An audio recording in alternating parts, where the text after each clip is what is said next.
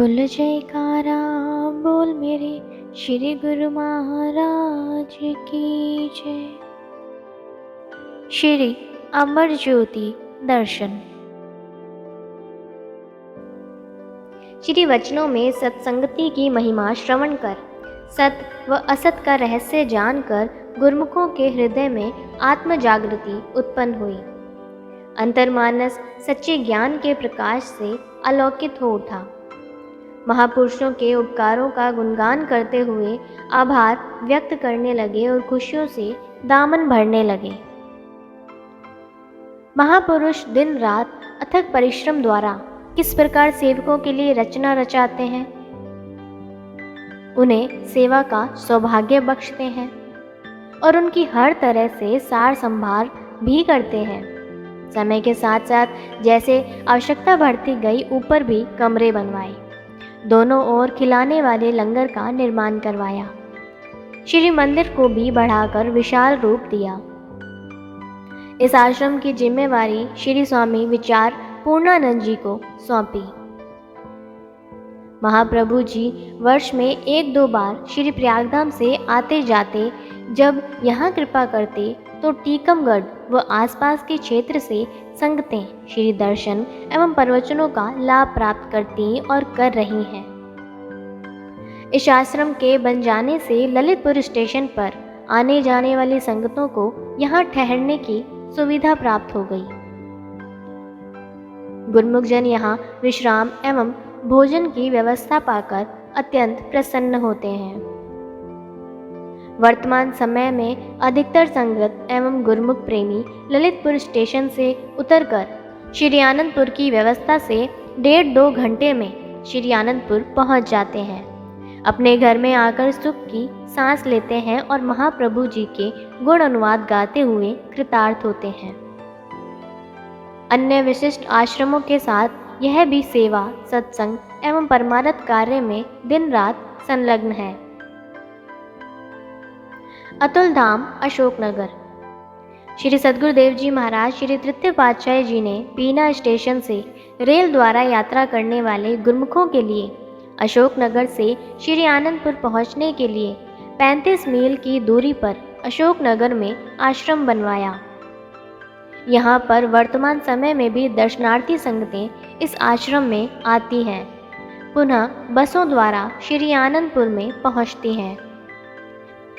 आने व जाने के समय लंगर का सुचारू प्रबंध पाकर अनुयायियों को परम सुख की अनुभूति होती है।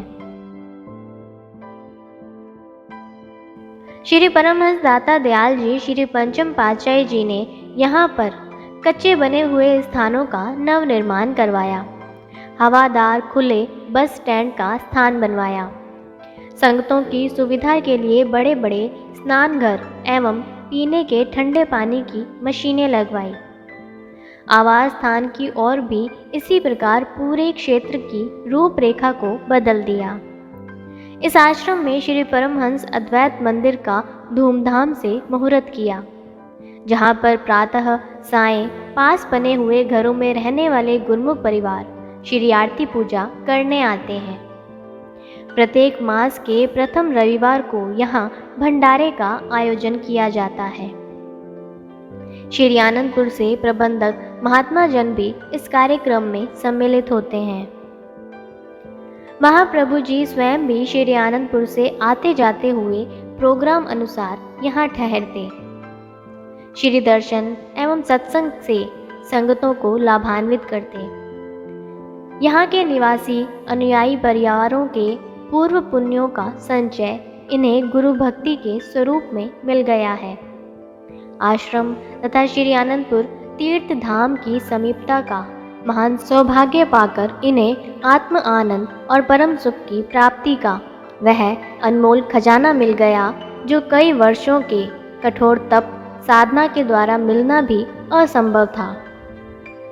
यहाँ पर गुरुमुख प्रेमी सेवा, सुमिरन, सत्संग व दर्शन ध्यान के साधन अपनाते हुए मानव जन्म का कर्तव्य पूर्ण करते हुए कृतार्थ हो रहे हैं। अमर निवास गुना। आपकी श्री मौज से शहर से 6 किलोमीटर दूर अशोकनगर गुना रोड पर खुला स्थान देखकर और उसे आश्रम के लिए उपयुक्त जानकर खरीदा गया। इस स्थान को श्री आनंदपुर से श्री प्रयागधाम तथा श्री प्रयागधाम से श्री आनंदपुर के मार्ग में सुखपूर्वक यात्रा के समय बस एवं ट्रकों के लिए निश्चित किया।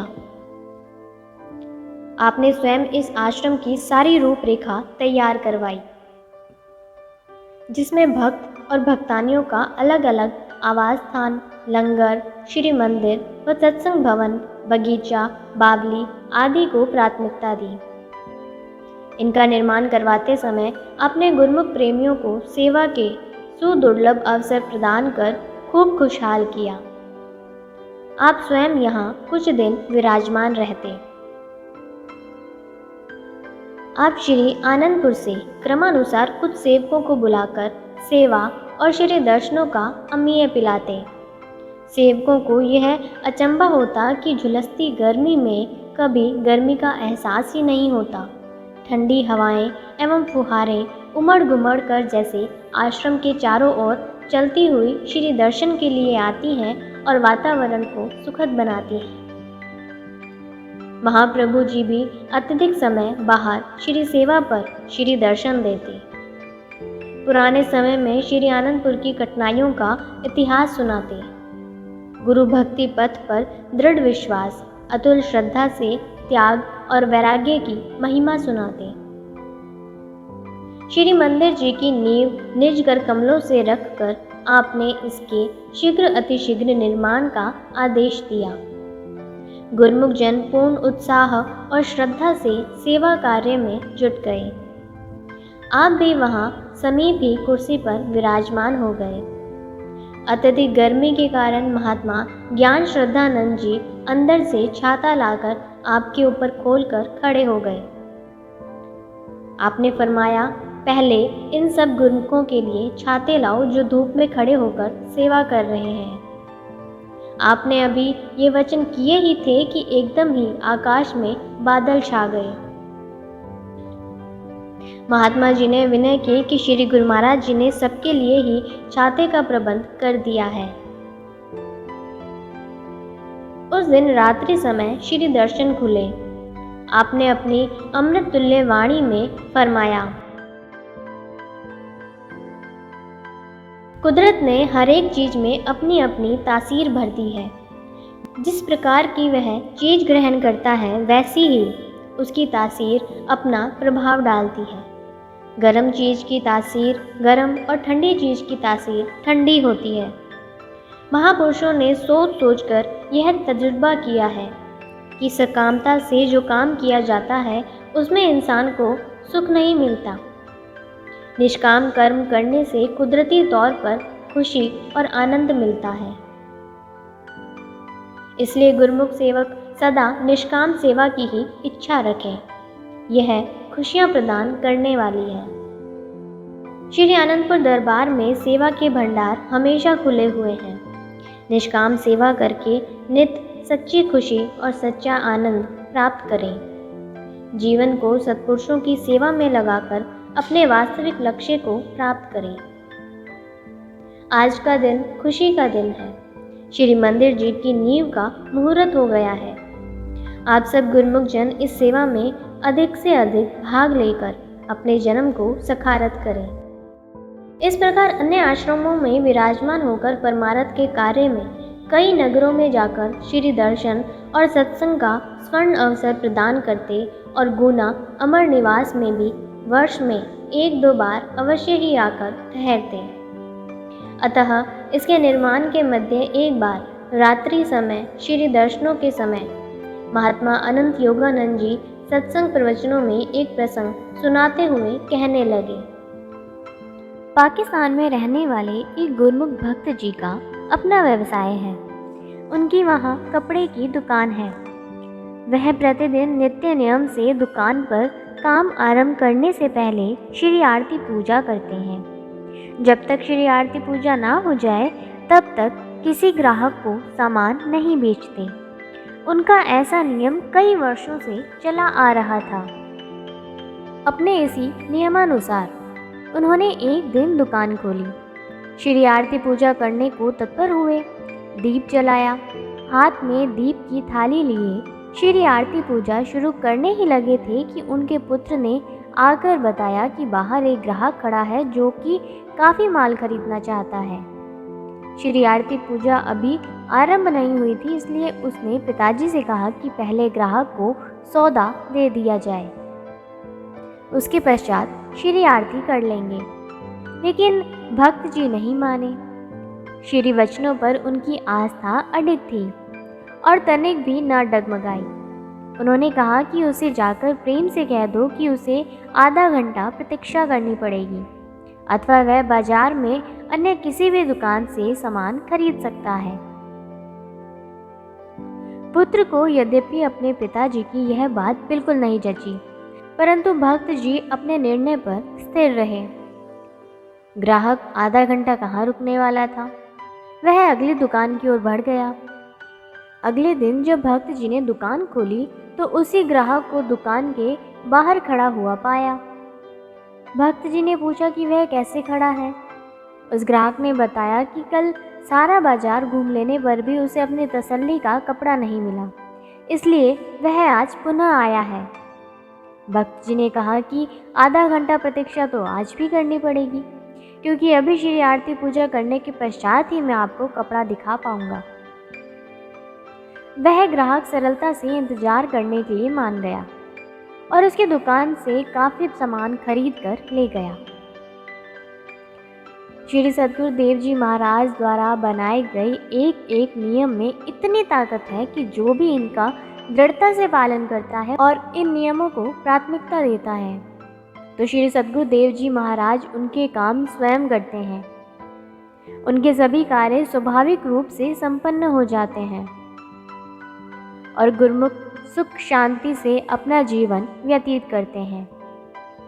श्री प्रभु जी ने उसी समय माइक लेकर श्री वचन किए। गुरुमुखों को इसीलिए ही पांचों नियम की सुदृढ़ता से पालना करने के लिए आदेश दिया जाता है।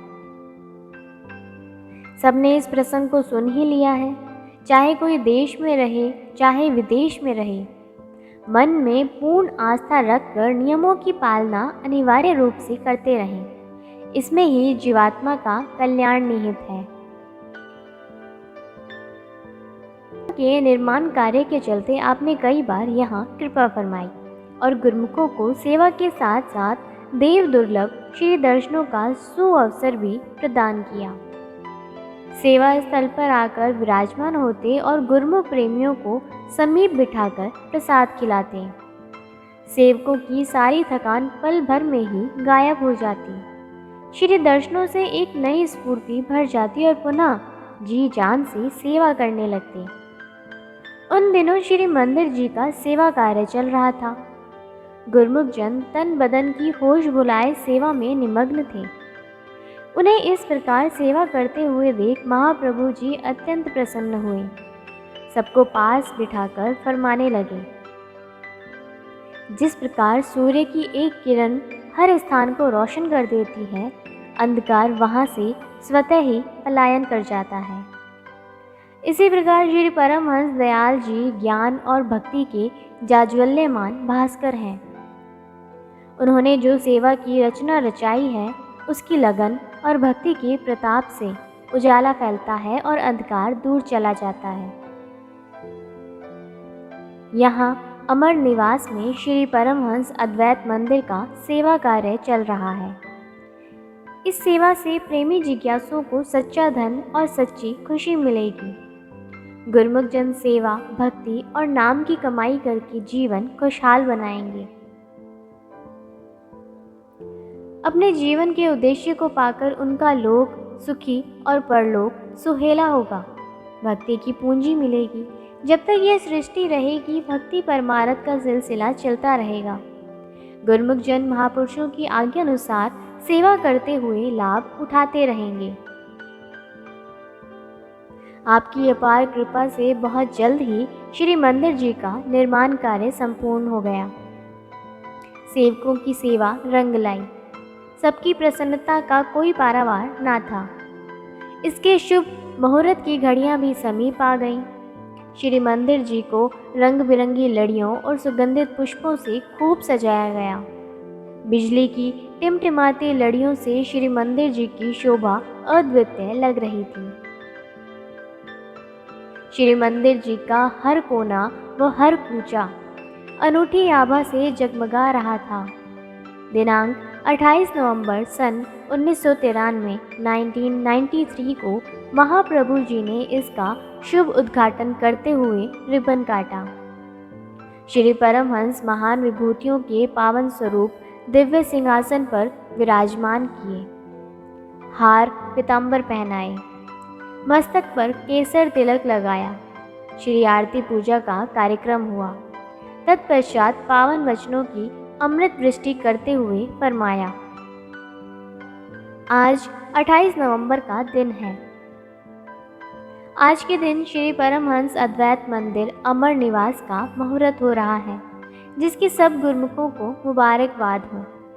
महापुरुष गुरुमुखों की शुभकामनाओं से शुभ कार्य रचते हैं। जब जब गुरुमुखों के दिल में ऐसी शुभकामनाएं व पवित्र ख्याल उठते हैं, तब ऐसे स्थान बनते हैं। आप देखते हैं कि श्री आनंदपुर में नित्य नए मुहूर्त होते हैं और गुरुमुखों को सेवा मिलती है। यह कितनी खुशकिस्मती है जो गुरुमुख जन दरबार की सेवा करके लाभ प्राप्त करते रहते हैं, जिसमें सच्ची खुशी भरी हुई है। आम दुनियादार जीवन भर में एक मकान का मुहूर्त करता है। जब दुनिया से कूच कर जाता है तो यह आशा रह जाती है कि इसे आगे बच्चे प्रयोग में लाएंगे।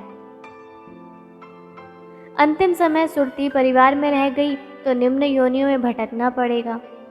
गुरुमुख नित्य नए मुहूर्त और नित्य नई सेवा में समय व्यतीत करते हैं, जिससे नित्य नई खुशी और नित्य नया उत्साह मिलता है। अंतिम समय ख्याल मंदिर में, सत्पुरुषों की पवित्र मूर्तियों में, ध्यान तसव्वुर में रह जाता है तो सद्गुरु के पावन चरणों में स्थान प्राप्त होता है और परलोक संवर जाता है। गुरुमुख स्वयं अनुभव कर सकते हैं कि उन्हें जो नित्य नई खुशियाँ मिल रही हैं, यही परलोक में साथ जानी है। श्री आनंदपुर की विशेषता, श्री आनंदपुर दरबार की विशेषता यही है कि गुरुमुखों की आत्मा सदैव सच्ची खुशियों से सराबोर रहती है। उन्हें वह दायमी खुशी मिलती है जिसके बाद गम की परछाई भी नहीं रहती। सेवा में ही आत्मकल्याण भरा है। महापुरुष इसी काम में लगे रहते हैं ताकि गुरुमुखों का समय निष्काम सेवा, भजन व सत्संग में खर्च हो, गुरुमुख जीवन का सच्चा लाभ उठा सकें, उन्हें अंतिम समय खुशी और आनंद प्राप्त हो, कभी कोई दुख गम ना हो। गुरुमुख नियमों पर चलते हुए आनंद में झूमते रहते हैं। इन नियमों की पालना में ही उनका कल्याण है। इसी में महापुरुषों की प्रसन्नता है। क्रमशः बोलो जयकारा, बोल मेरे श्री गुरु महाराज की जय।